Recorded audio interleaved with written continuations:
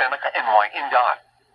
The National Weather Service in Cleveland has issued a tornado warning for southeastern Seneca County in northwestern Ohio, northeastern Wyandotte County in northwestern Ohio, Crawford County, until 9:15 p.m. Eastern Daylight Time. At 8:28 p.m. Eastern Daylight Time, a severe thunderstorm capable of producing a tornado was located over Sycamore, or 9 miles northeast of Upper Sandusky, moving east at 35 miles per hour. Hazard: tornado. Source: radar indicated rotation. Impact: flying debris will be dangerous to those caught without shelter. Mobile homes will be damaged or destroyed. Damage to roofs, windows, and vehicles will occur. Tree damage is likely.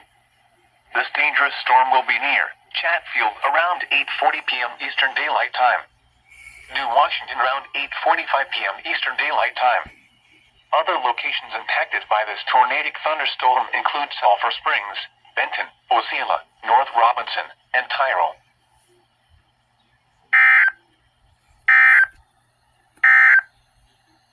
This is no